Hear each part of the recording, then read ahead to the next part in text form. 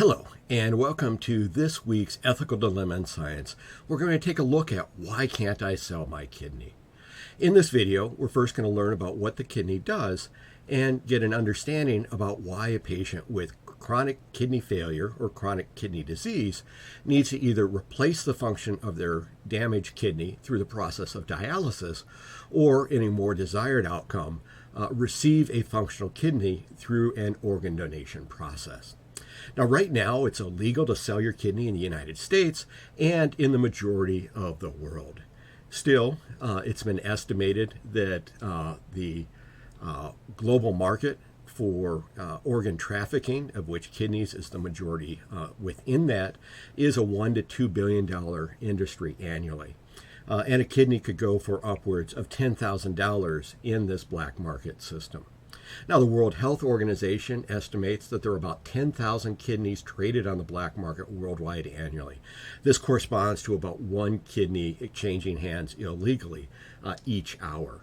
Now, what we can see is that in many regions of the world, areas of extreme poverty, individuals may voluntarily sell their organs for basically money, or that vulnerable population is illegally trafficked in order to obtain their organs. So the question we're going to ask in this week's Ethical Dilemma in Science is, should a person be permitted to sell their organs? So each of these ethical dilemmas in science is based on current events, and this one is no different. And so the first article we're going to take a look at is a February 2023 article talking about a lawmaker within Massachusetts proposing a bill that would allow prisoners to get their sentence reduced for donating organs or bone marrow. Currently, the U.S. Federal Bureau of Prisons allows for an organ donation only towards an immediate family member. In this case, there would be a possible reduction of anywhere from about 60 to 365 days on their sentence if they were to donate their organ.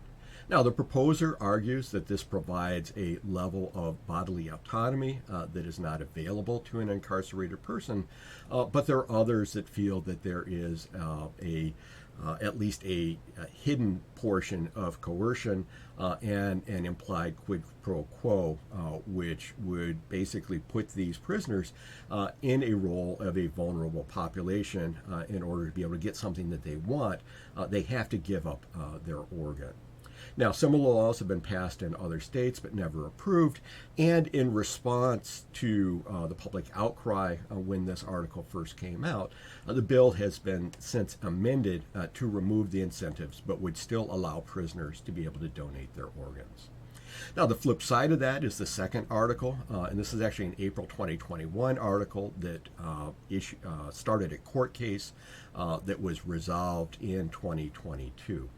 Now, right now, the National Organ Transplant Act of 1984 makes it illegal for a person to give their organ in exchange for a valuable consideration. And so a New Jersey man brought a lawsuit basically against this law, claiming that it's unconstitutional because it violates his freedom to use his body as he sees fit. In an interesting argument, and again, this was before the overturning of Roe v. Wade in 2022, his lawyer argued that my body, my choice shouldn't just be there for abortion. Now, ultimately, in 2022, the court ruled that the plaintiff did not have standing because he just said that the law might prevent him from selling his organ. And you can't bring a lawsuit on something that may happen in the future. So in order to understand what's going on with kidney transplants, it's first necessary to learn what is a kidney and what is the kidney doing within your body. Now, what you're going to have are going to be two roughly computer mouse size objects, these kidneys, that are going to be located kind of attached to the back wall of your abdominal cavity. And so you can see the kidney here on either side of the body. If we kind of zoom in a little bit closer, and again, this artist's rendition of this, you can see that it's got a very robust blood supply coming in. The blood supply is going to go in, it's going to filter around throughout the kidney, and then leave through a vein. Ultimately, in the process of filtering the blood, removing waste from the blood, and those wastes then are going to be concentrated in the process of urine formation, and then it's going to leave the kidney and be stored temporarily within the bladder. Now, functionally, what's going to happen is that the kidney is going to receive a large supply of blood at any given time, and on average, your entire blood within your body is going to flow through the kidneys about once every 30 minutes. And so it has a very important role at monitoring what's going on within the blood, as well as filtering out the materials. Now, the way that it's going to do that, represented over here on this diagram, is that the blood is going to come into kind of a structure within the kidney. We're going to have a filtering mechanism that's going to occur. The raw filtrate, the kind of presumed or at least preliminary urine, is going to flow through a series of tubes within your body, so biological tubes, and in the process, they're going to be taking out those excess wastes, excess salts that may be in the body, regulating water levels within the body, and then ultimately kind of taking the things that need to be preserved within the body, returning that to the bloodstream where it is going to be leaving through the vein component. Now, in chronic kidney disease, what happens is that this filtering mechanism breaks down. In doing so, with this kidney damage, you end up with the inability of the kidney to be able to effectively remove waste from the body. So for individuals with chronic kidney disease, especially when it gets to the point of end-stage kidney disease, where the kidneys are not working properly at all, the filtering mechanism to remove waste from the body needs to be done artificially. And so in a dialysis center, a patient will be hooked up to a dialysis machine that in many ways is going to mimic what is going to be occurring within the natural kidneys. And so they'll draw blood from an individual. It'll run through the dialysis machine. And in the process of running through the dialysis machine, it pretty much does the same thing that the kidneys are going to be able to do. The blood is going to flow in at one region. It's going to flow through a series of tubes, and then ultimately kind of flow out of this filtering mechanism at the other end.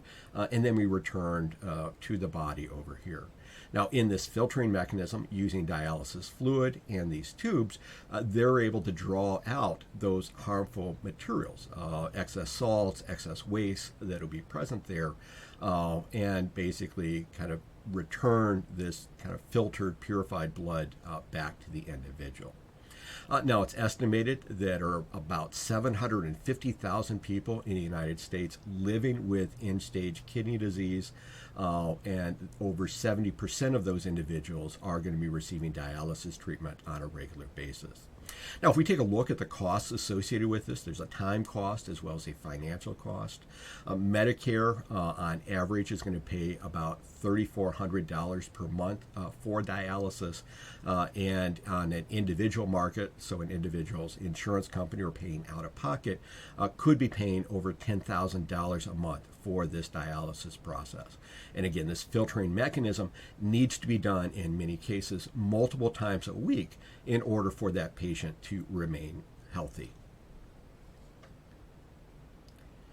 Now, the process of dialysis is good. It replaces part of the function of the kidneys. Other functions of the kidneys will have to be replaced through the application of drugs to kind of regulate blood pressure, maybe regulate blood cell production. But that filtering mechanism is incredibly important. And dialysis, it works, but it's not the ideal situation. Ideally, a patient would be able to receive a donated kidney and have a functional kidney working within their body. Now, within our kidney donation system, or at least the organ donation system within the United States. In 2022, we surpassed 1 million organ transplants, and that's kind of historically looking at both kidneys, liver, heart, lungs, and other organs as well. And we can see that for the first time over here, we had over 25,000 kidney transplants within a year. And so this is great news. We're seeing more donors, we're seeing more organ transplants occurring, but we're still seeing about 17 people die each day waiting for an organ transplant. And so we have a very dramatic need for these organs and a very limited supply. And that's illustrated on this graph over here, where we can see that there are over 90,000 people waiting for a kidney, but last year only about 24,000, almost 25,000 were able to receive a kidney transplant. Now, the rules for organ transplants within the United States are under the auspices of the National Organ Transplant Act, NOTA, of 1984. And what this what this law did, was basically created an organ procurement and transplant network with multiple regions so that organs can be rapidly distributed within that region. It established a scientific registry of transplant recipients with the intent of providing a good match between the donor and the recipient so that that organ is maintained within the recipient's body and hopefully functions for a long period of time. Now, in addition to that, it prohibited the exchange of organs for transplantation for valuable consideration. And so the term valuable consideration basically implies that you can't sell your organ for money. You can't sell it in exchange for something that has value. Worldwide, the Declaration of Istanbul, which was created in 2008 at a meeting between the Transplantation Society and the International Society of Nephrology and representatives from all around the world, basically in response to the observation that about 10% of organ transplants around the world were associated with organ trafficking, trafficking of persons, or organ purchases from poor or vulnerable people. And so they came out with the guidelines internationally with this idea, the principles being that the organ donation should be a financial neutral act, that there should be equitable access to donation and transplant services, and it calls for criminalization of organ trafficking, trafficking of persons for organ removal, and transplant tourism. And so it basically kind of implements the law, the NOTA, the United States law from 1984, that extends these same principles worldwide. Now, despite this prohibition against the sale of organs, we can see that there are still many unethical practices associated with obtaining organs for a financial return. And so just examples from recent news accounts, lots of different examples of individuals from vulnerable populations being exploited, being taken to areas where their organs could be removed from them. In areas of Bangladesh, in an article from 2012, they're seeing living cadavers where people are basically kind of selling off their body parts as a means of supporting themselves and their families, and kind of ethically concerns about obtaining organs from deceased prisoners, and a report in 2022 raising the question of whether or not the individuals that they were receiving these organs from were deceased or were simply in the process of dying. And so we can see that there's an attempt to address this need for organs by exploiting vulnerable individuals. Now, the goal of a viable organ transplant system is to be able to obtain these organs in a ethically sustainable way in which the individuals are not being exploited or taken advantage of in any way. There's no level of coercion. Now, the goal of this is to have an altruistic process where a volunteer or an individual voluntarily signs up to donate their organ either after death in the form of a deceased organ transplant, where after they've been declared dead, their bodies are going to be preserved in a lifelike state to keep the organs viable while they are collected and directed to the proper recipients.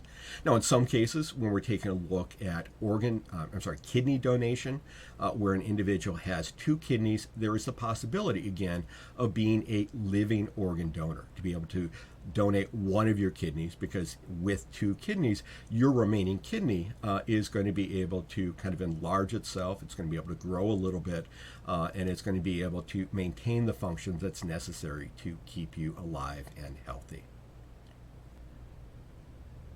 Now, in general, the altruistic act of signing up as a donor and then providing an organ through the process of deceased organ transplant, or in many cases a living organ transplant, we're looking at an organ being directed towards an individual that is chosen from the waiting list based on their match to the organ, so that the organ will not be rejected from their body and will continue to function properly.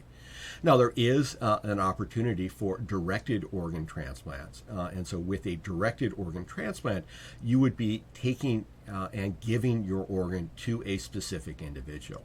Now, in most cases, that is associated with a familial relationship. And so giving an organ to a family member is more likely to be accepted by that recipient.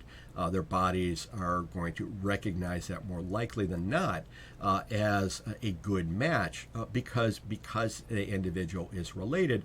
They're going to have many of the characteristics in common with the individual that is receiving that.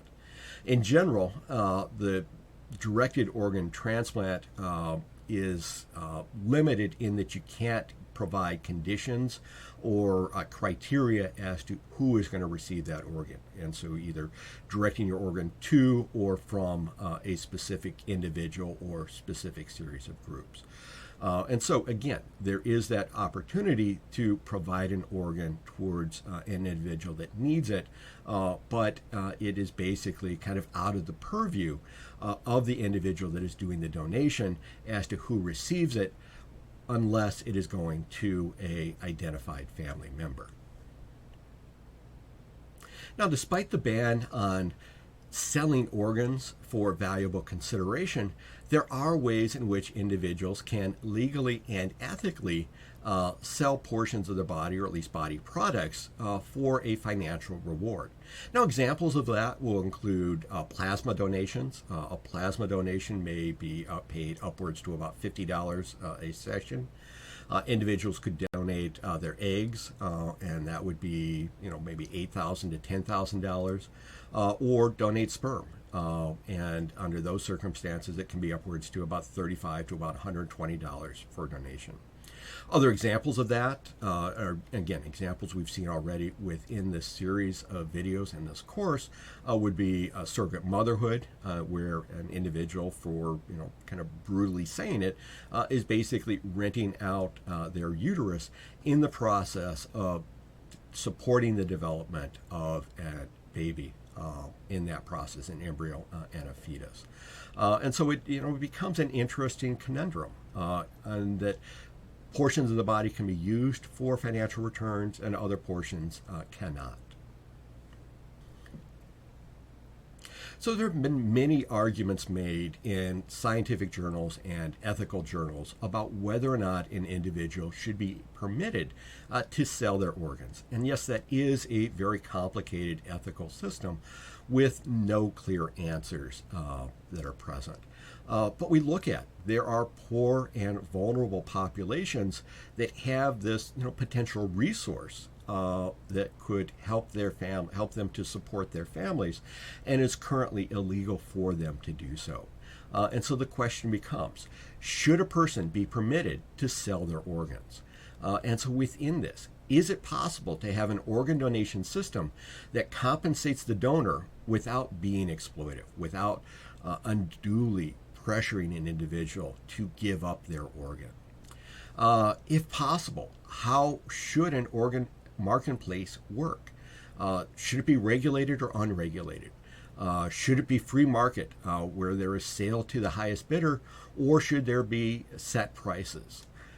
Should the organs be purchased by the recipient or the recipient's family, or should they be purchased by a third party and then made available to the recipient? And so there are lots of questions, but is it possible for us to have an organ donation system in which the organs are obtained through the sale and purchase of kidneys under these circumstances? So thank you for viewing this week's Ethical Dilemma in Science. Please see the description below for additional information and references. Thank you and have a great week.